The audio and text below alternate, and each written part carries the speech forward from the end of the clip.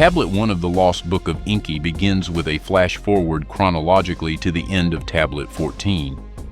The dramatic recount of the desolation of Sumer and surrounding areas in ancient Mesopotamia explains that an evil wind of poisoned air originated in a distant plain and caused the great calamity. Enki states that his brother Enlil, along with Ninhursag, Ninurta, and Enki's own son Nergal, were responsible for the decision to use the poisoned weapons. Enki explains their decision to use the weapons of terror was one of fate and not destiny.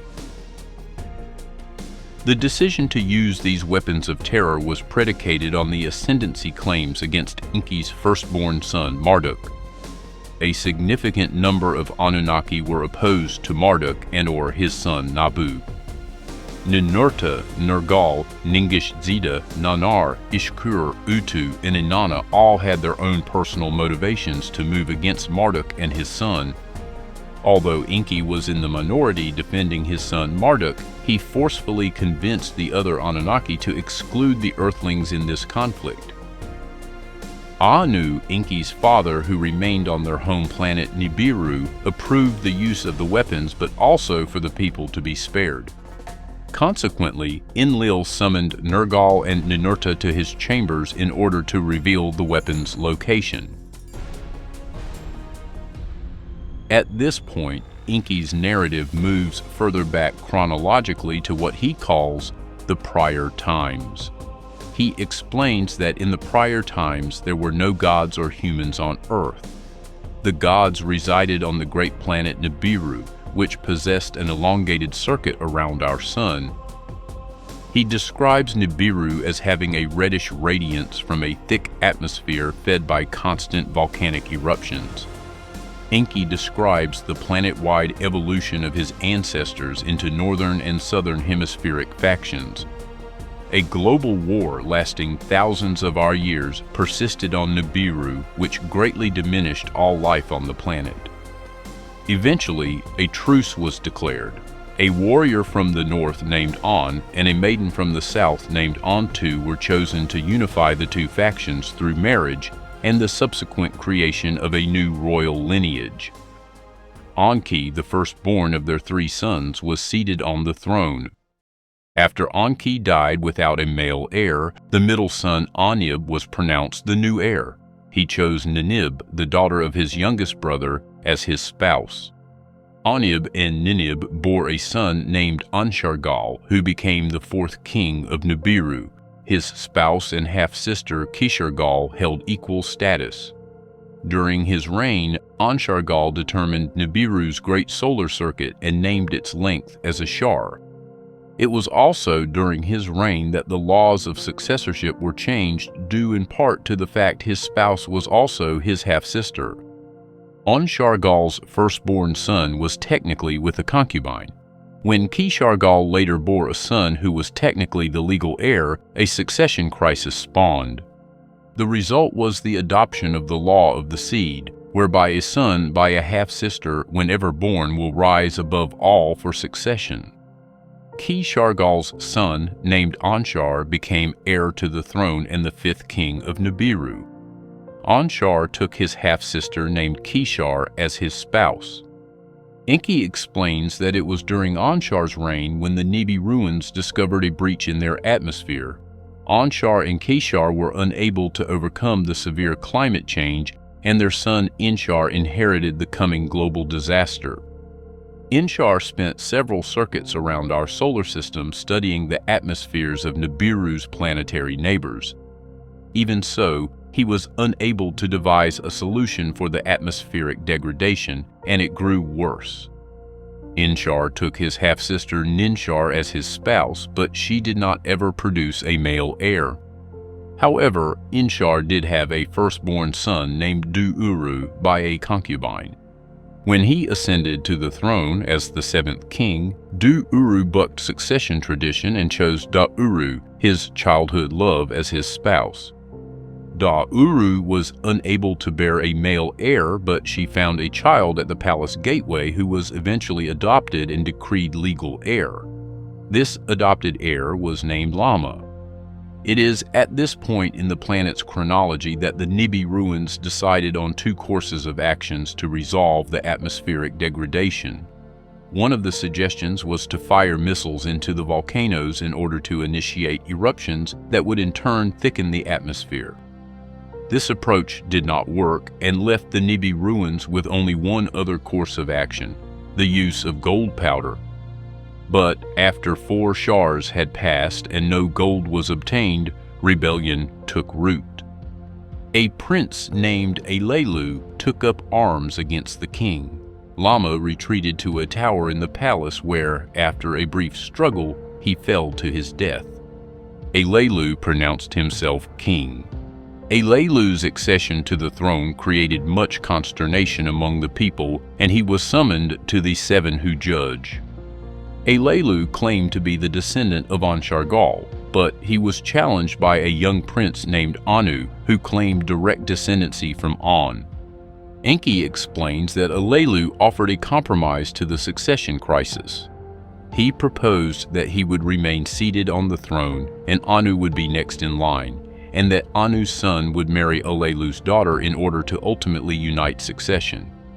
This proposal was ultimately successful.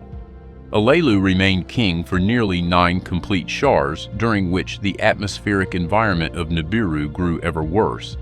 During the 9th shar, Anu challenged Alelu to hand-to-hand combat. Anu won the competition and assumed kingship in the palace. Alelu escaped Nibiru in a celestial chariot and set his coordinates to Earth. The beginning of Tablet 2 describes Alelu's journey to Earth. Enki explains that as Alelu departed Nibiru, he observed the huge breach in its atmosphere. After traveling a great distance in dark space, Alelu was relieved when he spotted Little Gaga, also known as Pluto. After passing Little Gaga, he encountered the outer planets one by one. First Antu, then came An, next came Anshar, and finally Kishar. After passing Kishar, he reached the most treacherous part of his journey, the Hammered Bracelet, also known as the Asteroid Belt. After using missiles to clear a path, he completed his perilous flight through the belt. Soon thereafter, he sped by Mars and arrived at Earth.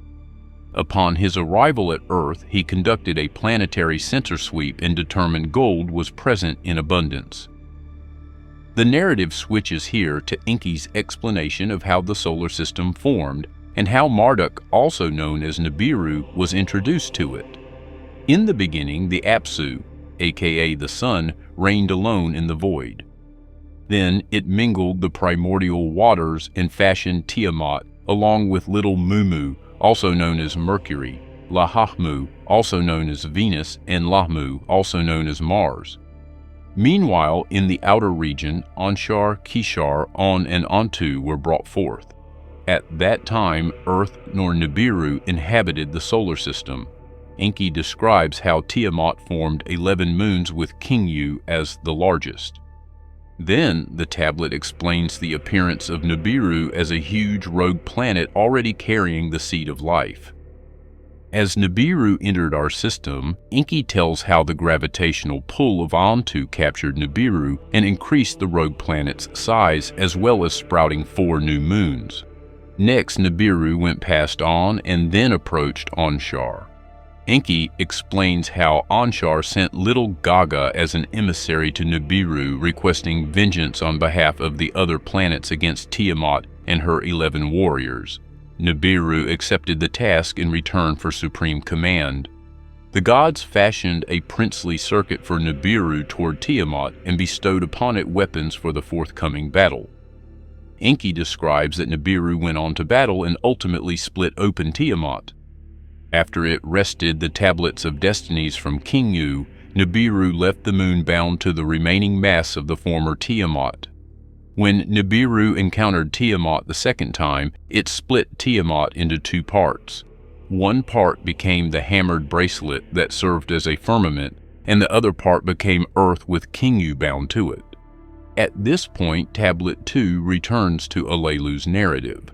Enki explains that Alelu was knowledgeable of solar system formation along with the Hammered Bracelet. Once he landed on Earth, he determined the air was good, the water was drinkable, and there were fruit and fishes. After performing additional tests, Alelu determined gold was indeed present in the waters. Upon this confirmation, he sent a communication to Anu on Nibiru informing him of his journey, the discovery of gold, and a demand to give heed to his conditions. Alelu's message from Earth astounded Anu and his counselors. They immediately verified the signal did not originate from Nibiru and indeed had come from beyond the hammered bracelet. After Anu acknowledged Alelu's message, Alelu responded with a demand that he be pronounced king of Nibiru. Enlil, Anu's son, with Antu sharply contested Alelu's claims and requested proof of his account. Alelu transmitted his test samples and restated his demand for kingship. Ea, Anu's firstborn son, who was married to Alelu's daughter, Damkina, offered to be an emissary for Anu and travel to Earth in order to verify the claims and attempt reconciliation. He also suggested that a second wrestling should occur in order to decide kingship between him and Anu. Despite Enlil's objection, Anu and Alelu agreed to Ea's journey to Earth. Ea prepared for his journey over the course of an entire shar. He departed Nibiru with 50 heroes and Anzu, the ship's commander. The group traveled past the 5 outer planets without much difficulty and arrived at the hammered bracelet. Unlike Alelu's use of atomic weapons to clear a path, Ea utilized a water thruster to move the asteroids from their path. However, their ship was also fueled by water, and the trip through the hammered bracelet had depleted their supply. Thus, the group was required to land on Lamu to replenish their fuel. After a brief stopover, the group departed and soon thereafter arrived at Earth. After a careful approach through the atmosphere, Anzu splashed the ship down near the ocean's edge. After they landed, the group received a greeting from Alelu that enabled them to track his location. Their ship was able to traverse the water without difficulty, but once they reached marshlands, the heroes were required to don their fish's suits and exit the ship.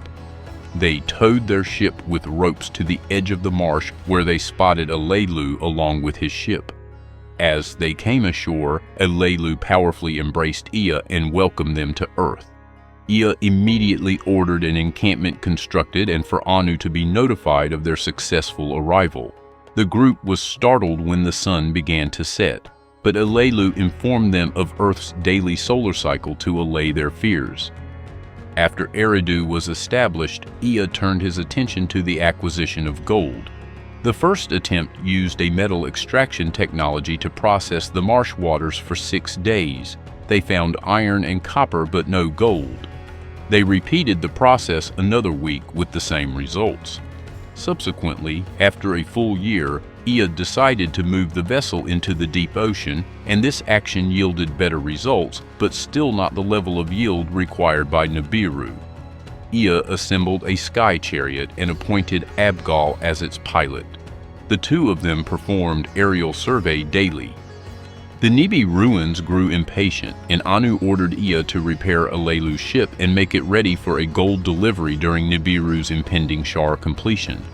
Before repairing Alelu's ship, Ea and Abgal removed 7 weapons of terror and relocated them to a secret cave. When Ea directed Anzu to repair the ship, he discovered the weapons were missing.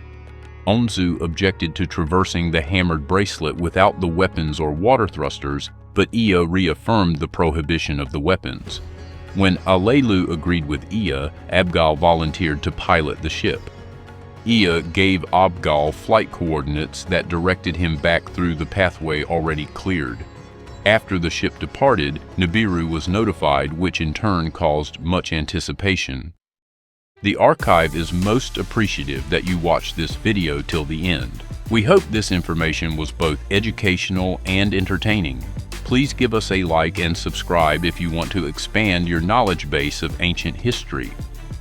As a channel that is now over a decade old, we are no longer in the favor of the so-called algorithm. We depend very much on our subscribers, members, and Patreons. The archive is grateful for those of you helping us to continue the pursuit of the truth concerning our ancient history and sharing it with the world.